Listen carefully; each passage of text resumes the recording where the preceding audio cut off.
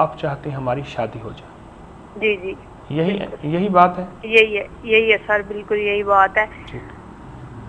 اس کے علاوہ کوئی اور بات تو نہیں؟ اس کا ہاں ہے بات سر اچھا یہ کہ ہے، وہ نا چلو،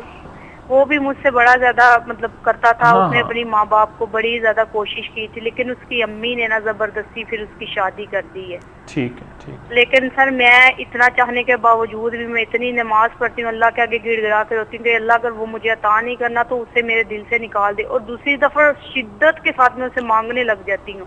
اتنے۔ بالکل ٹھیک ہے، یا اللہ تو اگر جی عطا نہیں تو اسے میرے دل سے ہاں، نکال دے، یہ میں نے آپ کے بہت دفعہ ایمان کی سر دلیل کہا، ہے۔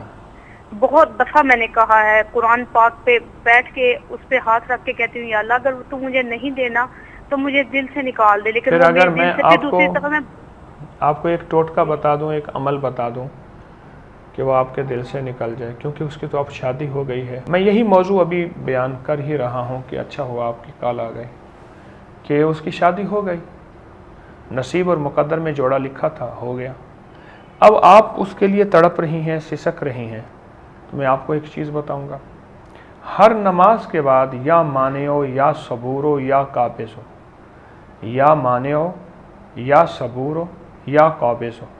ہر نماز کے بعد ایک تسبیح پڑھیں، اور پڑھیں گڑ گڑا کے، بھکاری بن کے، سائل بن کے، محتاج بن کے، ہر نماز کے بعد ایک تسبیح پڑھیں، اور خوب یکسوئی سے پڑھیں، اور خوب دھیان سے پڑھیں، اور پوری توجہ سے پڑھیں، اور اللہ سے کہیں کہ مولا اس کو دل سے نکال دے۔ اور جو آپ سورۃ توبہ کی آخری دو آیات لَقَدْ جَاءَكُمْ رَسُولٌ مِّنْ أَنفُسِكُمْ عَزِيزٌ، یہ آخر تک، یہ تو آپ کے پاس بہت بڑا تحفہ ہے۔ آپ اللہ سے مانگیں، یا اللہ اس آیت کے صدقے میری زندگی میں میری زندگی کا وہ ہم سفر عطا فرما جو میری زندگی میں خیر و برکتوں کا، خوشیوں و راحتوں کا، تیرے اور تیرے مدینے والے کے قرب کا ذریعہ بنے۔ آپ سوچ نہیں سکتے، اگر آپ تھوڑی سی اس آیت پہ محنت کر لیں، آپ کو اس آیت میں رزق، نصیب، مقدر، عزت، خیر و برکت، آپ تو سوچ ہی نہیں سکتے کیسا کچھ ملے گا، اور کتنا کچھ ملے گا، اور کتنا کچھ آپ پائیں گے۔ تو میرا تو مخلصانہ مشورہ ہے کہ آپ اس آیت کو، سورۃ توبہ کو پڑھیں، اور ہر نماز کے بعد یہ تسبیح پڑھیں جو میں نے بتائی ہے، یا مانعو یا صبورو یا قابضو بالآخر درود پاک، اور ہر وقت ایک چیز کا تصور کریں، یا اللہ تو جو کرتا ہے خیر کرتا ہے، یا اللہ تیری ہر چاہت کا نام وجود ہے، تو نے ایک میں نے چاہا، ایک تو نے چاہا، اے میرے بندے تو اپنی چاہتوں کو میری چاہتوں پہ قربان کر دے۔ سننا بڑے بڑے کام کی بات ہے، اے میرے بندے تو اپنی چاہتوں کو میری چاہتوں پہ قربان کر دے، پھر ہوگا وہ جو تیری چاہتیں ہوں گی۔ پھر اللہ پاک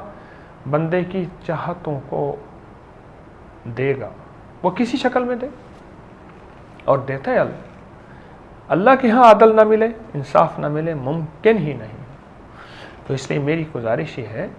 آپ ہر وقت جب بھی اس لڑکے کا خیال آئے، آپ یہ تصور کریں، یا اللہ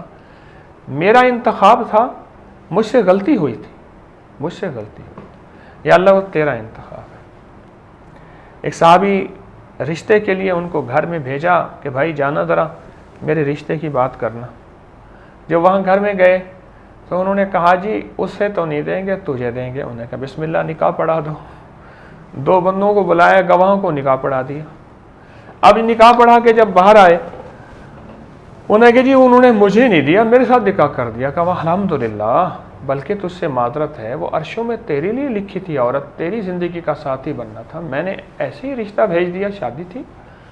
تو لہٰذا مبارک ہو، اب میں تیرے ولیمے کا انتظام میں کروں گا۔ تو یہ عرشوں کا نظام ہے، یا اللہ تو جو کرتا ہے صحیح کرتا ہے، اور تیرے کرنے کا نام خیر ہے، برکت ہے، راحت ہے۔